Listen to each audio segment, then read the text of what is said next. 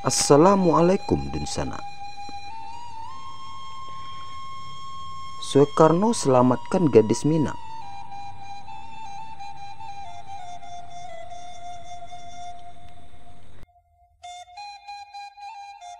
Presiden pertama Indonesia pernah bermukim lama di Padang, Sumatera Barat. Ia pernah tinggal hampir selama 5 bulan dalam masa-masa pergerakan. Selama 5 bulan di Padang, Soekarno menggoreskan banyak jejak, mulai dari ikrar bekerja sama dengan Jepang, Jugun Ianfu atau budak profesional untuk bala tentara Jepang, hingga menabur bibit kemerdekaan Indonesia.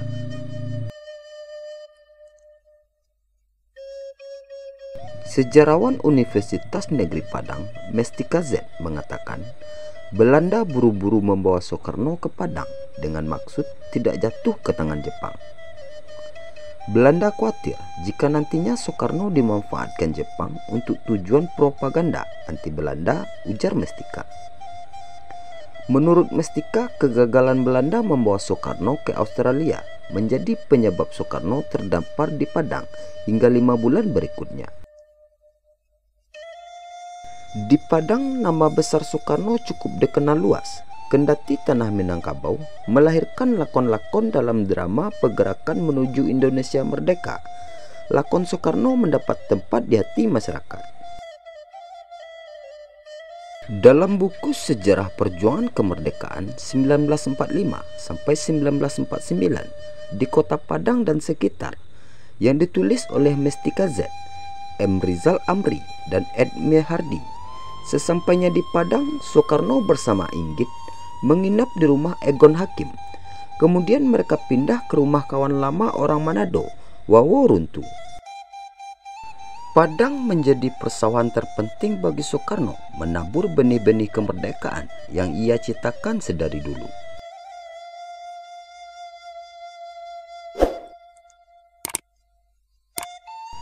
Di Padang bukan saja awal Soekarno membuat keputusan pribadi berkooperatif dengan Jepang, melainkan juga menegaskan keindonesiaan hingga mendapat ide sila ketuhanan untuk konsep negara. Baru saja mendarat di Padang, secara empiris Soekarno melihat kedatangan Jepang begitu dielu-elukan oleh rakyat. Dalam buku yang ditulis Mestika Z dan kawan-kawan tersebut diterangkan, di jalanan rakyat meneriakkan merdeka, banzai, hidup Jepang. Soekarno merasakan euforia rakyat menyambut Jepang yang dianggap sebagai saudara tua yang akan membebaskan saudara muda. Di ranah Minang, Soekarno juga mengeluarkan solusi kebuasan tentara Jepang terhadap perempuan. Ia menggagas pelacur profesional untuk mencegah gadis-gadis diperkaos secara liar oleh tentara Jepang. Perempuan yang akan mereka rusak adalah perempuan-perempuan bangsaku, termasuk suku Minangkabau yang terkenal taat beragama, ujar Soekarno kepada Cindy Adam yang tertulis dalam buku Bung Karno, Penyambung Lidah Bangsa Indonesia. Untuk gagasan yang kemudian dikenal dengan Jugun Ianfu tersebut, Soekarno berdiskusi dengan tokoh adat dan agama setempat. Semata-mata sebagai tindakan darurat demi menjaga para gadis kita, aku bermaksud memanfaatkan para pelacur di daerah ini. Dengan cara ini orang-orang asing dapat memuaskan keinginannya dan sebaliknya para gadis tidak diganggu, kata Soekarno. Setelah disepakati, Soekarno mengumpulkan sekitar 120 pelacur dan menawari mereka pekerjaan di lokalisasi tentara Jepang. Mengenai sikap Soekarno yang berkolaborasi dengan Jepang juga bisa disimpulkan dalam pidato ia di muka umum. Dalam buku tersebut dikatakan isi pidato Soekarno sangat kentara menjelaskan sikap politiknya yang lebih memilih menjadi mitra Jepang. Selama 5 bulan di tanah Minang, Soekarno juga sering bepergian ke pedalaman Minangkabau. Ia menyambangi Padang Panjang, Bukit Tinggi, dan Payakumbuh. Saat perjalanan keluar kota, ia sering ditemani Sultan Usman Kasim.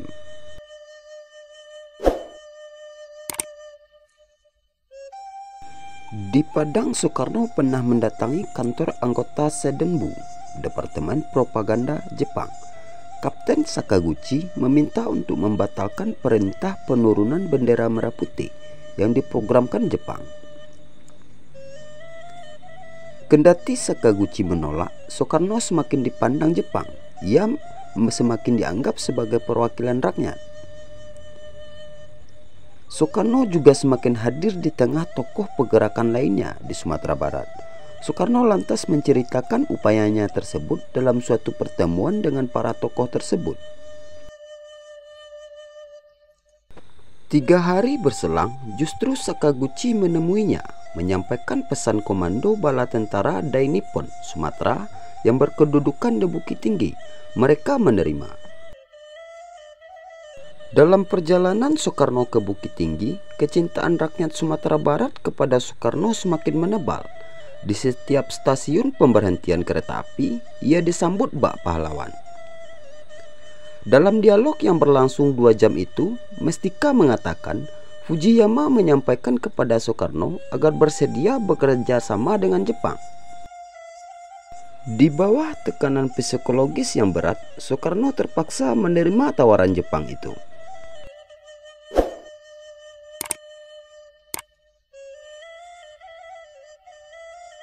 Dalam menghimpun kekuatan, Bung Karno membebaskan sejumlah aktivis Sumbar yang ditahan dan hampir dihukum pancung oleh Jepang. Salah satunya yaitu Anwar Sultan Saidi.